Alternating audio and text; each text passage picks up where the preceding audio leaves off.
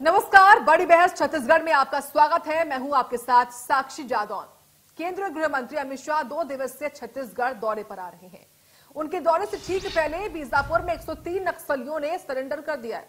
सरकार इसे अपनी नक्सल नीति की सफलता बता रही है।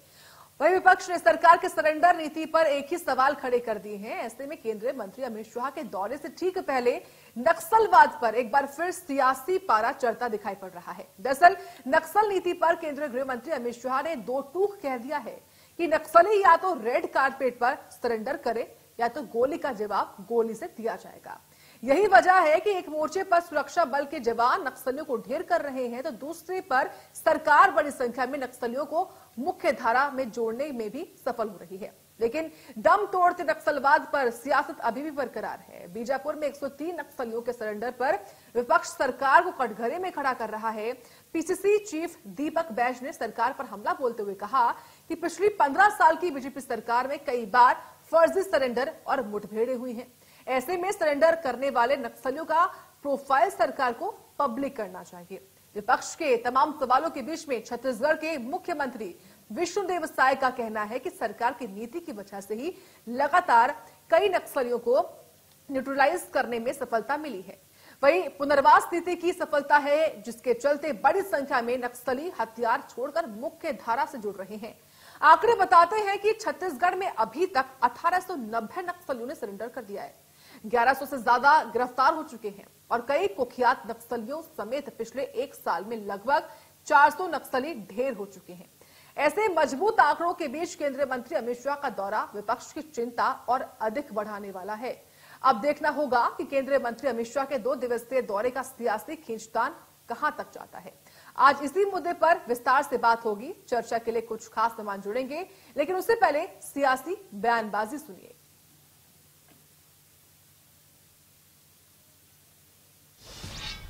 इससे पहले 15 साल भी भारतीय जनता पार्टी की सरकार थी। उस 15 साल में सिर्फ कई फर्जी सरेंडर हुए, कई फर्जी एनकाउंटर हुए, कई निर्दोष आदिवासियों को नक्सलियों के नाम से जेल भेज दिया गया और सिर्फ नक्सलियों के नाम से बस्तर के आदिवासियों के साथ कैसे बर्बरता बरती गई है, वो 15 साल भारतीय जनता पार्टी सरकार की बस्तर की जनता नहीं भूलेगी। वो दिन भी हम लोगों ने देखा। इसलिए तो हम कह रहे हैं कि अमित शाह आते हैं, अमित शाह आने से पहले 103 लोग को सरेंडर किया जाता है। वो कौन है? इसलिए तो हम कह रहे हैं, ये इवेंट की तरह पेश करना चाह रही है सरकार। इसलिए तो हम कह रहे हैं कि उनका प्रोफाइल सार्वजनिक करना चाहिए। बिल्कुल, जब से हम लोग सरकार में हैं तब से आप लोग देख रहे हैं कि नक्सलवाद के साथ खिलाफ में लड़ाई में लगातार हमारे जवानों को सफलता मिल रही है और 450 से ज़्यादा नक्सली न्यूट्रलाइज भी हुए हैं और पुनर्वास नीति भी हम लोग अच्छा दिए हैं, तो उसका भी लाभ हो रहा है और लगातार आत्मसमर्पण करने वालों की संख्या भी बढ़ी है। 1500 से ज़्यादा पहले ही कर चुके थे, लेकिन अभी कुछ दिनों पहले 70-71 एक साथ आत्मसमर्पण किए और कल 103 किए हैं। तो ये अच्छा है। वो लोग विकास की मुख्यधारा से जुड़ना चाहते हैं तो उनका स्वागत है। तो देखिए, कांग्रेस ने सरकार की अब नक्सल नीति पर ही सवाल खड़े कर दिए हैं। हालांकि दौरा होना है अमित शाह का, लेकिन दौरे से पहले सियासत किस तरीके से गर्मा रही है, ये दरअसल बयानबाजी से साफ मालूम चलता है। जिस तरीके से पीसीसी के जो अध्यक्ष उनकी ओर से कहा गया, दीपक बैज की ओर से, कि ये इवेंट के तौर पर बीजेपी इसको रख रही है क्योंकि अमित शाह का आगमन है और इसी पर लगातार बयानबाजी हो रही है। हालांकि इसमें सत्ता पक्ष की ओर से पलटवार भी हो रहा है। लेकिन यहां पर बताएं कि बीजापुर में 103 नक्सलियों ने आत्मसमर्पण किया है, यानी कि सरेंडर कर दिया, खुद पहुंचे हैं और वो चाहते हैं कि वो मुख्य धारा से जुड़े। इसमें 1 करोड़ से ज्यादा के इनामी 49 नक्सली बताए जाते हैं जिन्होंने सरेंडर किया है, यानी कि आत्मसमर्पण किया है। और इसी आत्मसमर्पण को फिलहाल विपक्षी दल के नेता प्रश्न चिन्ह में खड़े कर रहे हैं। और फिलहाल हमारे साथ इस खास चर्चा में शामिल होने के लिए कांग्रेस के प्रवक्ता शिव सिंह ठाकुर जुड़ रहे हैं। बहुत स्वागत है आपका। और साथ ही भाजपा के प्रवक्ता हैं प्रवीण साहू जी, आपका भी बहुत स्वागत है। प्रवीण जी, आपसे शुरुआत करूंगी। आप भले ही एक बात कहते हैं कि 26 तक हम मध्य प्रदेश छत्तीसगढ़ को नक्सल मुक्त करेंगे, खास तौर से छत्तीसगढ़ को। लेकिन आपके इसी अभियान में प्रश्न चिन्ह कांग्रेस पार्टी खड़े कर रहे हैं। और हाल ही में देखिए दीपक बैज की बाइट सुनी हमने, किस तरीके से वो कह रहे हैं कि अमित शाह का आगमन होना है, इसलिए आप इसको एक इवेंट के तौर पर दिखा रहे हैं। आपका जवाब क्या होगा? देखिए, सबसे पहले भारत माता की जय कहूंगा, आप सभी को नमस्कार। साक्षी, छोटा सा करेक्शन करूंगा आपके विषय पर कि देखिए, हमने लक्ष्य तय किया कि 31 मार्च सन 2026 तक केवल इस 2 प्रदेशों नहीं, पूरे देश से हम नक्सलवाद का हम खात्मा करेंगे। तो निश्चित रूप से उस नीति, नियत और नीतित्व के कारण आज हम देखेंगे तो निश्चित रूप से हमारे जवानों को सफलता मिल रही है, धरातल पर क्रियान्वयन हो रहा है और निश्चित रूप से इससे हमारे जवानों का मनोबल बहुत ऊंचा है। रही बात देखिए 103 जो नक्सली ने सरेंडर किया है, इस विषय के मैं सराहना करता हूं, उनको कहीं ना कहीं बधाई देता हूं कि आप मुख्य धारा में जुड़ रहे हैं। और रही बात देखिए कांग्रेस के प्रश्न की, तो देखिए कांग्रेस कहीं ना कहीं आपने आंखों पर भ्रष्टाचार की और कहीं ना कहीं नक्सलवाद की पट्टी बांध कर बैठी है, इसलिए कोई व्यक्ति समाज के मुख्य धारा से जब वो जुड़ता है तो उनको स्वीकार्य नहीं होता है। और देखिए, केवल अगर हम कल के विषय की हम बात ना करें, इसके पहले 71 नक्सलियों ने समर्पण किया लगातार क्रम के, तो लगभग 1890 जो आपने आंकड़ा बताया, लगभग इतने लोगों ने सरेंडर किया। और ये कोई एक दिन में नहीं है, लगातार सरकार के सतत परिश्रम, उनके बीच कहीं ना कहीं अगर वार्तालाप हो, उसके माध्यम से कहीं ना कहीं वो मुख्य धारा में जुड़ रहे हैं। और साक्षी जी, आपको बताना चाहूंगा, आपके दर्शकों को बताना चाहूंगा कि नियत नीला नार एक योजना है जिसके माध्यम से कम कहे, इसका अगर सबसे पहले सरल भाषा में कहूं तो मेरा गांव अच्छा गांव, इस योजना के माध्यम से सुदूर क्षेत्र बस्तर जैसे सुदूर क्षेत्र जहां तक कभी कोई सरकारी योजना नहीं पहुंची थी, आज उस योजना के माध्यम से लगभग 50 से अधिक सरकारी योजनाओं का क्रियान्वयन वहां पर हो रहा है। तो निश्चित रूप से जो नक्सली वहां पर थे, आज उनको अगर सरकारी योजनाओं का लाभ मिल रहा है तो वो नक्सल की विचारधारा को छोड़कर मुख्य धारा में जुड़ रहे हैं, तो ये अच्छी बात है। लेकिन जब भी कोई अच्छा काम होता है, इससे कहीं ना कहीं कांग्रेस पार्टी को आपत्ति होती है। और महत्वपूर्ण चीज आपके चैनल पर कहूंगा कि कांग्रेसियों का हाथ नक्सलियों के साथ, भाई अगर वो मुख्य धारा में जुड़ रहे हैं तो आपको किस बात की आपत्ति? भाई वो अच्छा काम कर रहे हैं, उनको कहीं ना कहीं याद हो रहा है कि भाई जिस काम को लगातार वो अनवरत कर रहे थे वो दिशा सही नहीं थी, वो देश को दशा नहीं देता रहा था, देश की दशा को बिगाड़ रहा था। तो यदि वो अस्त्र छोड़कर यदि कहीं ना कहीं इस प्रदेश और देश के अगर इतने यदि काम कर रहे तो इस सराहना का विषय, इस विषय पर भी आपत्ति व्यक्त करना यह दिखाता है कि कांग्रेस देश विरोधी है। वे नहीं चाहते कि भाई देश से, इस प्रदेश से नक्सलवाद का खात्मा हो। और लगातार हमारी सरकार इस पर काम कर रही है। सेना के जवान पहले भी काम करते थे, अभी भी काम कर रहे हैं। लेकिन अगर हम बात करें मनोबल का, तो जब से यहाँ पर डबल इंजन की सरकार बनी है, उनका मनोबल बहुत ऊंचा हो चुका है। क्योंकि उनको मालूम है कि देखिए कि यहाँ भाजपा की सरकार जब भी बनती है वे नक्सलवाद के खिलाफ करते हैं। वही अगर हम बात करें कांग्रेस की, तो कांग्रेसियां तो जो है लगातार नक्सलवाद को पालते पोसते आए हैं। ठीक है, आपने तमाम गंभीर आरोप लगाए हैं। मैं जवाब लेती हूं शिव जी से। शिव सिंह जी, आपने प्रवीण जी को सुना, वो साफ तौर पर कह रहे हैं केवल छत्तीसगढ़ नहीं बल्कि 31 मार्च 2026 तक पूरे देश से हम नक्सल को हटा देंगे, खत्म कर देंगे जड़ से। लेकिन यहाँ पर आप प्रश्न चिन्ह खड़े करते हैं। क्या आपको नहीं लगता जो हाल ही में बीजापुर में खास तौर से जो नक्सली पकड़े गए हैं, उनमें कई 49 तो ऐसे हैं जो इनामिया नक्सली हैं? एक बड़ी सफलता अगर वो चाहते हैं कि वो मुख्य धारा से जुड़े, तो इसको आप फर्जी नक्सली, फर्जी मुठभेड़ क्यों करार दे रहे हैं? ऐसे आरोप बीजेपी लगा रही है। आपका जवाब? देखिए, जब भी अमित शाह जी छत्तीसगढ़ आते हैं, वो कुछ ना कुछ हमारे प्रदेश अध्यक्ष जी ने कहा है कि इवेंट करते हैं। जिसके पहले अमित शाह जी आए थे तो नक्सलियों से जो है समझौता, सरेंडर जो है नीति को जो है अपना रहे हैं, सरेंडर करना चाहते हैं नक्सली। ऐसा उन्होंने उस बार एक पत्र जारी किया था नक्सलियों ने।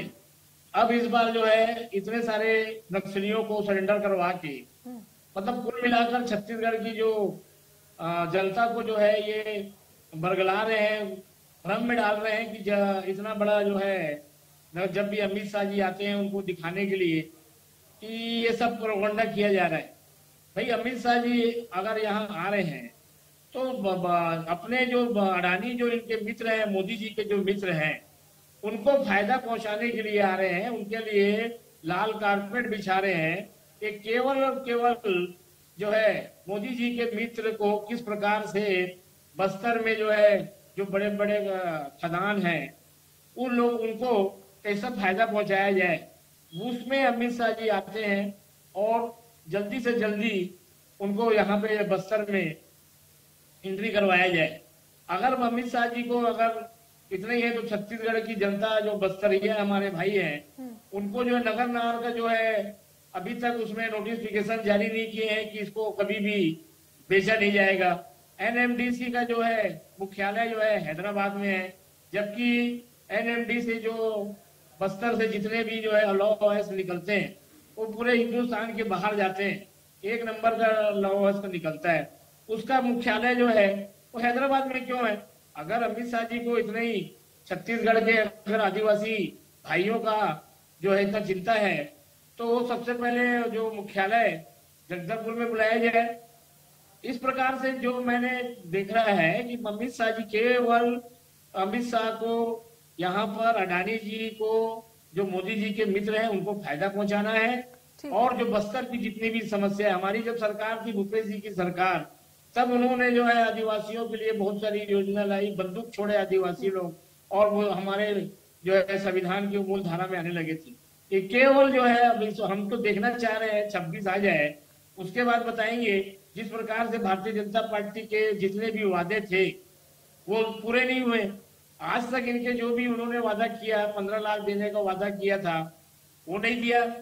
सिलेंडर महंगाई कम करेंगे वो नहीं किए। तो इनके कौन से ऐसे वादे हैं जो ठीक है, आप जो सवाल खड़े कर रहे हैं कि जो वादे किए थे वो पूरे नहीं हो रहे, लेकिन इनमें एक वादा नक्सल मुक्त भी था। ठीक है, जवाब दीजिए प्रवीण जी शिव जी की बात का।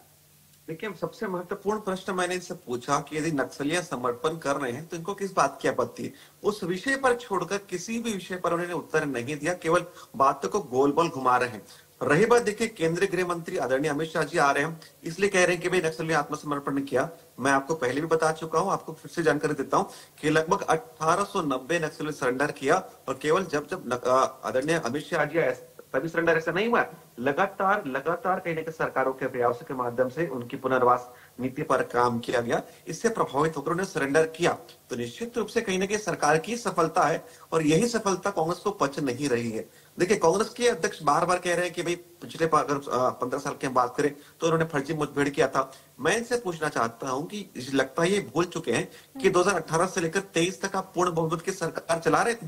यदि हमने कुछ गलत किया होता तो आप कहीं ना कहीं जांच कमेटी बिठा लेते और उस जांच की रिपोर्ट सार्वजनिक कर देते। लेकिन जितने आरोप लगाए, एक आरोप के लिए भी आपने जांच कमेटी ना ही बिठाई, ना ही किसी का रिपोर्ट आया। तो केवल आपके जो आरोप है केवल मिथ्या है। आज वहां पर यदि विकास हो रहा है तो उस विकास के आप में कहीं ना कहीं विकास के नाम पर बाधा क्यों बन रहे हैं। और देखिए, महत्वपूर्ण विषय नहीं साक्षी जी, आपको बताना चाहता हूं कि वहां के नक्सली आत्मसमर्पण क्यों कर रहे हैं। क्योंकि हमने प्रयास नामक आवासीय विद्यालय वहां पर शुरू किया, हमारे कार्यकाल में पहले भी चल रहा था, कांग्रेस ने बंद कर दिया। मैं महत्वपूर्ण विषय बताना चाहता हूं कि हमने उनको चरण पादुका अपने कार्यकाल में पहले दिया था। कांग्रेस की सरकार आते ही चरण पादुका के वितरण को बंद कर दिया। हमने इनके तेंदुपत्ता के संग्रहण में 1500 की वृद्धि कर दी। आज लगभग 5500 रुपए व्यक्ति को राशि मिल रही है। तो जब उनके खाते में डायरेक्टली पैसा पहुंच रहा है, वो चाहे मातारी बंधन योजना के माध्यम से हम बात करेंगे, अन्य सरकारी योजनाओं के माध्यम से जब उनको लाभ पहुंच रहा है, तो निश्चित रूप से सरकार की अच्छी नीति और उसके क्रियान्वयन से प्रभावित होकर वो मुख्य धारा में जुड़ रहे हैं। तो निश्चित रूप से सरकार की अच्छी नीतियों की सफलता ये परिणाम है। और हमारे सेना के जवान तो बिल्कुल काम कर ही रहे हैं। निश्चित रूप से इसलिए कहता हूं कि विकास के विषय में कांग्रेस कहीं नहीं चाहती कि ऐसे सुदूर क्षेत्र में विकास पहुंचे और विकास से प्रभावित होकर ये नक्सली। लेकिन प्रवीण जी, दीपक वैद्य जी ने एक बात ये भी कही कि अगर आप नक्सलियों को पकड़ रहे हैं या फिर वो खुद आत्मसमर्पण भी कर रहे हैं तो उनकी प्रोफाइल को आप पब्लिक करें ताकि मालूम तो चले वो है कौन। साक्षी जी, आपको इस प्रश्न के लिए मैं साधुवाद देना चाहता हूँ। बहुत अच्छा प्रश्न आपने पूछा। देखिए, आपको अगर ज्ञात होगा तो देखिए, नक्सल क्षेत्र में नक्सली लोग जो है वो जनता अदालत लगाते हैं और ऐसे अदालत में जो भी मुखबरी करते हैं उसको स्वयं अपनी अदालत में कहीं ना कहीं वो मौत का कहीं ना कहीं फैसला सुना देते हैं और ऐसे लोगों को कहीं ना कहीं मौत के घाट उतार देते हैं। तो यदि जो लोग आत्मसमर्पण किए, यदि उनकी सूची हम सार्वजनिक वर्तमान में कर देंगे तो निश्चित रूप से उन पर कहीं ना कहीं जान का कहीं ना कहीं खतरा होगा और सरकार कहने को उनकी सुरक्षा के लिए, उनकी आजीविका के चलाने के लिए लगातार प्रतिबद्ध है। इसलिए हम समय आने पर निश्चित रूप से उनकी हम सूची निश्चित रूप से जारी करेंगे। लेकिन वर्तमान में निश्चित रूप से सरकार की प्राथमिकता उनकी सुरक्षा, उनकी आजीविका पर ध्यान देने की है। जवाब दीजिए अब शिव जी, आपने पूरी जो आपका बोलिए। बिल्कुल मैं जवाब दे रहा हूँ। अमित शाह जी जो आ रहे हैं छत्तीसगढ़, जिस प्रकार से अभी आप वर्तमान में देखेंगे कि भाजपा में जिस प्रकार से बगावत हो गई है और आक्रोश है भारतीय जनता पार्टी की सरकार में, क्या उसके लिए आ रहे हैं। जिस प्रकार से रेणुका सिंह ने अभी जो है सरकार में रावण है बोल दिए। ननकी राम कंवर जी जो है बहुत अच्छा शासन चल रहा है, हमारे प्रवक्ता बोल रहे हैं भाजपा के कि सरकार की बहुत अच्छा चल रही है, विकास क्या विकास चल रही है। देख रहे ननकी राम कंवर एक तरफ जो इनके पूर्व गृह मंत्री हैं वो धरना देने जा रहे हैं सरकार के खिलाफ। रेणुका सिंह जी बोल रही हैं कि तो यहाँ पे सरकार में रावण बैठे हुए हैं। ये सुशासन चल रहा है, डबल इंजन की सरकार ये है कि आप ही के जो विधायक और पूर्व मंत्री लोग जो है आपके ऊपर आरोप लगा रहे हैं कि इस प्रकार से शासन चल रहा है। तो उसको उस सब चीजों को देखते हुए अमित शाह तुरंत रवाना हुए हैं कि जिस प्रकार से कांग्रेस शिव सिंह जी, जब अमित शाह आएंगे, जो बात आप कह रहे हैं कि इसको लेकर अमित शाह आ रहे हैं, वो तो जब आएंगे तब मालूम चलेगा। लेकिन आज जो डिबेट है वो नक्सल नीति को लेकर है, जिस पर आप सरकार की इस नीति पर निशाना साधते हैं। ये बताइए, अगर जो तमाम नक्सली हैं अगर वो मुख्य धारा से जुड़ना चाहते हैं और सबसे बड़ी बात है खुद सरेंडर कर रहे हैं, तो उसमें क्यों आपत्ति होनी चाहिए? नहीं, बिल्कुल हम तो बहुत स्वागत करते हैं कि नक्सल समस्या यहाँ से खत्म हो जाए। हम चाहते हैं कि विकास हो बस्तर का, बस्तर के भाइयों को जो है, वहाँ के बस्तरियों को जो है लाभ मिले। लेकिन वैसा नहीं होगा, क्योंकि जो इसके पीछे जो मंशा है, जो केंद्र की मंशा है, वो मंशा साफ साफ दिख रही है कि वो अडानी जी को जो है उनके मित्र को फायदा पहुंचाना चाह रहे हैं। जब भी आते हैं इस प्रकार का जो है प्रोपेगेंडा होता है, इवेंट होता है, इसीलिए बोल रहे उसको इसके पहले क्यों नहीं आता। जब भी अमित शाह जी आते हैं तब इस प्रकार का इतने सरेंडर किए, इतने लोगों को जो है हमारी नक्सली से बात हुई। ये सब चीजों को देखते हुए कुल मिला के हमको लगता है कि हम इंतजार कर रहे हैं, अभी बस इतना समय समाप्त हो फिर हम बताएंगे। हम देखते स्वागत है अगर ऐसा है तो। हम अगर विकास वहाँ होता है बस्तर में, हमारे आदिवासी भाई को अगर जीवन शैली में और उनके जो है वो ऊपर उठता है तो हम उसके लिए स्वागत कर रहे हैं। लेकिन ऐसा उसके पीछे मंशा कोई दूसरी है। बहुत जल्दी आपको दिखेगा कि किस प्रकार से बड़े बड़े खदानों को जो है अडानी जी की नजर है और वो उसको फायदा पहुंचाने के लिए आ रहे हैं। इसलिए हमको लग रहा है कि इनका जो आना जो है बस्तर के लिए फायदा नहीं है, केवल बस्तर के पर्यावरण को लेकर।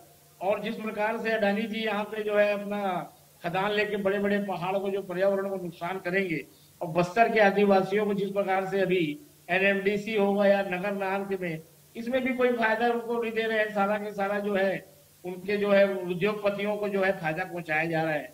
इसको देखते हुए अमित शाह आते हैं बार बार, और कैसे उद्योगपतियों को उनके जो है उनके चहते उद्योगपति उनको कैसे लाभ दिलाया जाए, ये सब देख के वो जाते हैं और वही सब प्लानिंग कर रहे हैं। इनकी योजना यही है कि हमारे मित्र उद्योगपतियों को ज्यादा से ज्यादा, क्योंकि बस्तर एक ऐसा है पूरा अभी हमारे हिंदुस्तान में एक बहुत अच्छा एक प्राकृतिक है, मनोरम है, जहाँ आदिवासी भाई बहुत हमारे तरक्की कर रहे हैं। तो उसको देखते हुए ये नहीं चाहते कि आदिवासियों को जो है का हित को नहीं देखते, तो केवल जो है अपने उद्योगपतियों को हित देखने के लिए ये सब जो है अमित शाह यहाँ आते हैं और देखते हैं कि कितना दिन हुआ, अभी कितना दिन टारगेट दिए हुए हैं, कितने दिन के अंदर जो हम अपने उद्योगपतियों को ले आएंगे और तुम लोग क्या कर रहे हो, ऐसा देखने के लिए आते हैं कि जल्दी से जल्दी टारगेट दे दिए वो उनको। उद्योगपति जो अडानी जी इनके मित्र हैं मोदी जी के, उन्होंने टाइम दे दिया है कितने दिन के अंदर मेरे को वहां पे जाना है।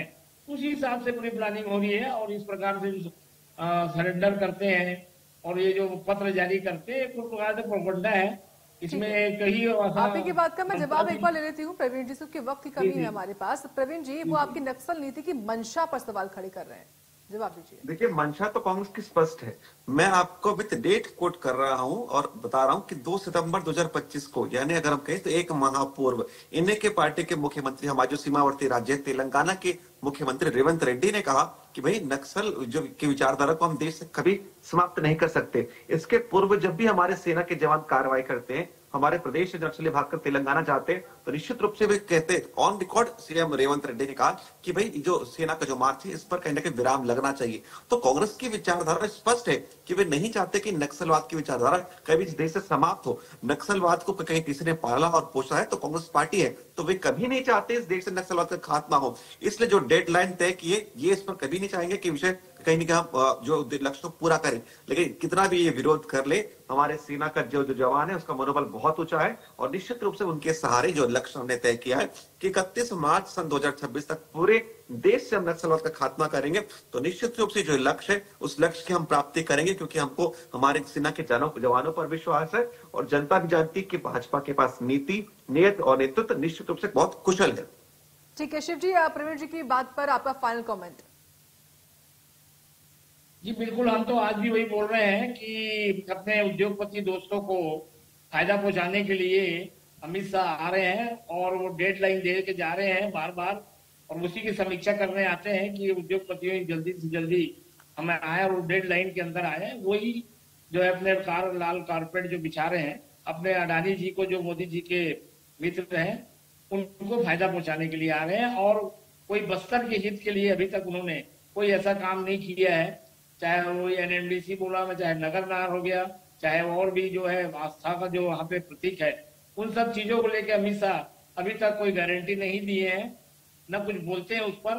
तो इसमें कुछ ना कुछ इनको संशय है कि इसको देखते हुए हमको शक है कि वहां पर जो है जो हमारी मंशा है, इनकी जो मंशा है और जो हमको शक है वो तब्दील होगी।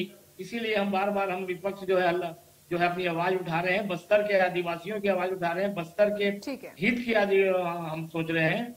और जिस प्रकार से आगे चल के ठीक है, वक्त की कमी है क्योंकि, इसलिए शिव सिंह जी आपका भी और प्रवीण साहू जी आपका भी, आप दोनों का बहुत धन्यवाद। तो बीजेपी हो कांग्रेस का अपना मत है, बीजेपी का अपना दावा है नक्सल नीति को लेकर। फिलहाल गृह मंत्री अमित शाह का आगमन जब होगा छत्तीसगढ़ में, उसके बाद किस तरीके से सियासत जो है उछाल मारती है, इस पर लगातार हमारी नजर बनी रहेगी। इसी के साथ छत्तीसगढ़ की इस बड़ी बहस में इतना ही। आप देखते रहे इंडिया न्यूज।